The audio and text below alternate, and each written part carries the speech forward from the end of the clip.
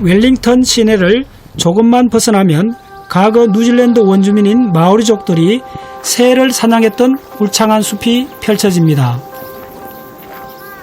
이곳 오타리 윌턴 부시는 토착식물원과 원시 상태의 감목숲 보호구로 이루어져 있죠. 이야, 트리폰 컬렉션.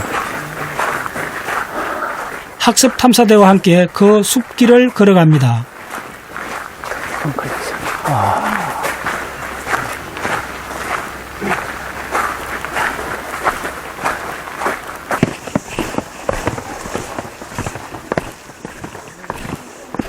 길 양쪽에는 나무 고사리가 늘어서 있습니다.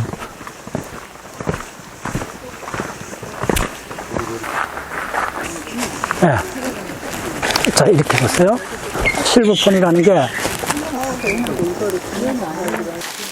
앞면은 일반 고사리와 같은 초록색이지만 뒷면은 은색 빛이 납니다.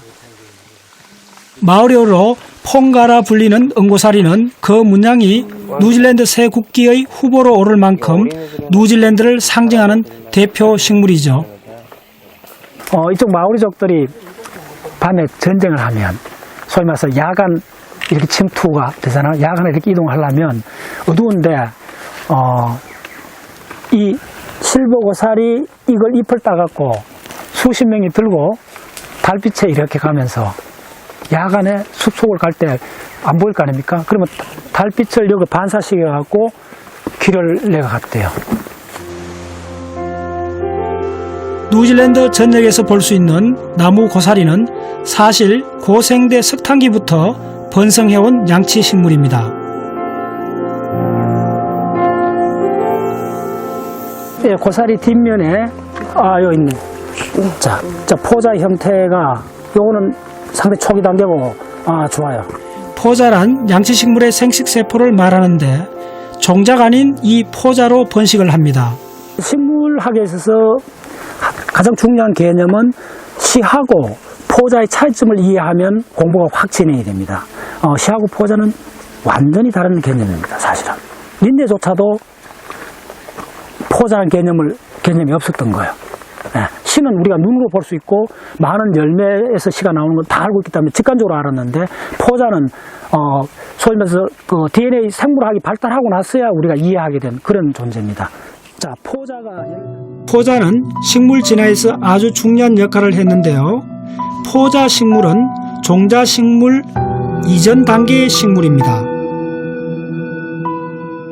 포자가 되면 이게 조건이 딱 맞으면 성숙되면 이게 탁 튀어요. 이 튀는 과정이 아주 메카니컬이 대단합니다. 탁 튀면 이 속에 무수하게 많은 포자가 먼지처럼 쫙 뿌려져요. 그래서 그 육안으로 볼 수 없어요.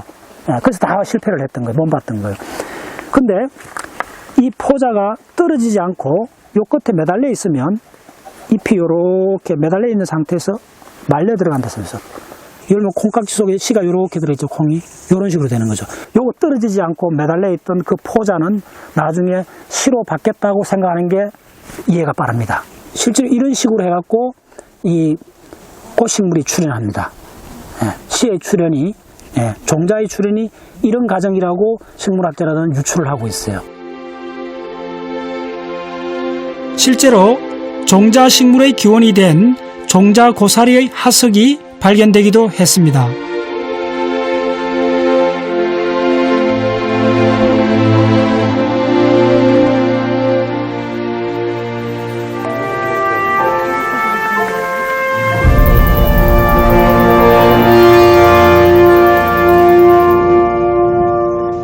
고생대 석탄기에 처음 출현한 나무고사리는 지금도 이렇게 뉴질랜드에 살아남아 우리 인류와 함께 공존하고 있습니다.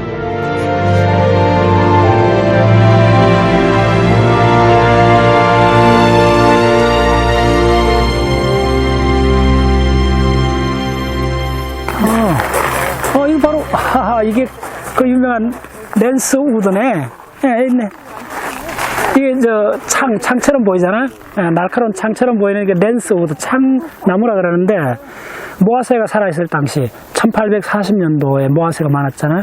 그때 모아새들이 상당히 큰데 무지하게 뜯어먹었던 거야. 그러니까 이 식물들이 그거 저항해야 되잖아요. 다윈 진화를 하는 거죠.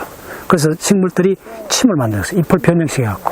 그래서 모아새들이, 어린 모아새들이 요만한 거 못 뜯어먹겠죠. 그러면 저 모아새가 커도 뭐 이 정도 이상 안 크잖아? 그럼 어떻게 되냐면 저 위에 보세요. 자, 이 나무는, 이 나무가, 이 창나무가 커지면 어떻게 되냐면, 이제 모아새들이 요거에 뜯어먹을 거 없잖아요. 저 위에 있으면 아무런 문제가 없잖아요. 예, 저 위에 있을 때는 이게 이렇게 나는 게 아니고 이렇게 나고, 예, 이렇게 난 거는 못 뜯어먹도록 이렇게 되고. 하지만 과거 이 나무를 괴롭혔던 모아새는 지금 멸종되고 이 땅에서 사라졌습니다.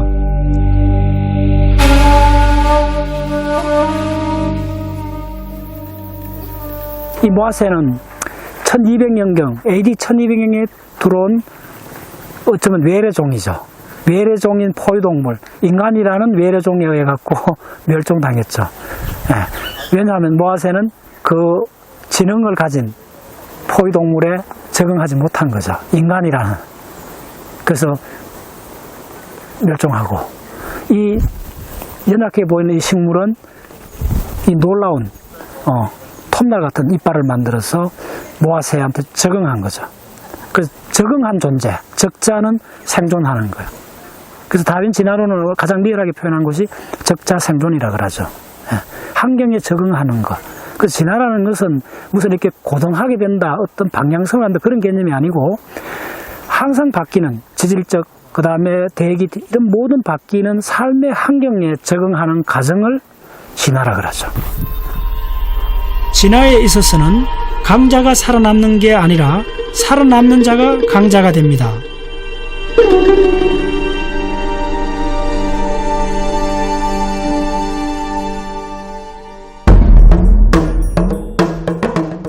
이번엔 뉴질랜드의 해안을 따라 이 땅의 독특한 생태계를 만나러 가는데요. 그 길은 드니던을 거쳐 오아마루로 향합니다.